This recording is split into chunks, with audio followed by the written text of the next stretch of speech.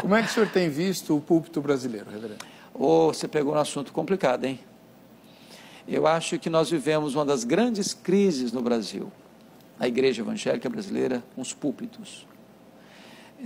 Rasos, muitos rasos, outros que perderam a sua finalidade de transmitir com fidelidade a palavra de Deus. A maior necessidade da igreja evangélica brasileira é de uma restauração dos púlpitos, é de que os púlpitos voltem para as Escrituras, é que os púlpitos voltem a afirmar, assim diz o Senhor. Nós precisamos de um reavivamento nos púlpitos. Por quê? Porque se o púlpito não está aliançado com a fidelidade à palavra de Deus, quanto mais se prega, pior fica. Pior fica. E infelizmente hoje há muitos púlpitos que torcem a palavra de Deus. Preocupantemente, às vezes até conscientemente, para alcançar determinadas, ou atingir determinados interesses pessoais ou vantagens pessoais. Então a palavra de Deus não pode ser torcida para atender à minha vontade. A palavra de Deus precisa ser transmitida com integridade, com fidelidade. É por isso que nós fazemos, é um termo que nós usamos muito, mas talvez os nossos telespectadores não podem entender por completo, é a palavra exegese. Você vai para o texto para tirar do texto o que está no texto. Eu não vou para o texto para impor ao texto as minhas ideias. Eu vou para o texto para tirar dele o que está lá. Porque Deus não tem compromisso com a palavra do pregador. Deus tem compromisso com a sua palavra.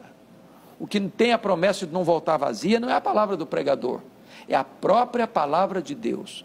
Quando o pregador não prega a palavra de Deus, ele se torna um falso profeta.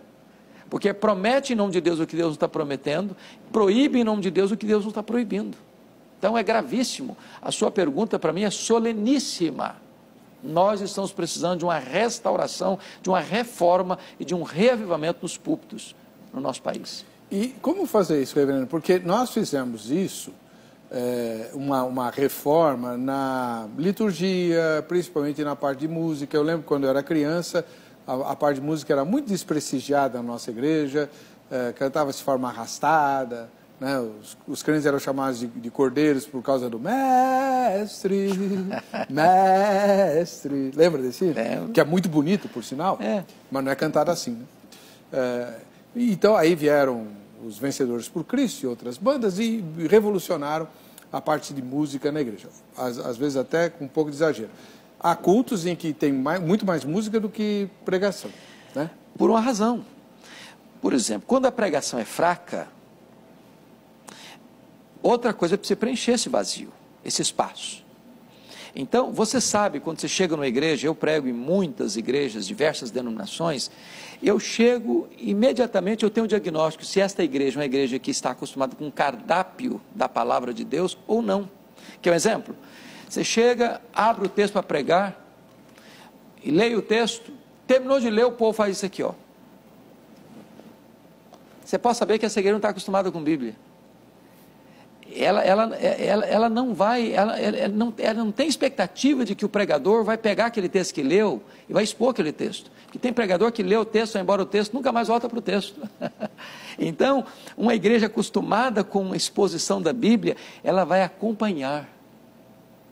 E aí é maravilhoso, porque o pregador, se ele não pregar com fidelidade, o povo vai perceber, não, o pastor está pregando uma coisa aqui que não está aqui. Mas não é isso que o texto está dizendo.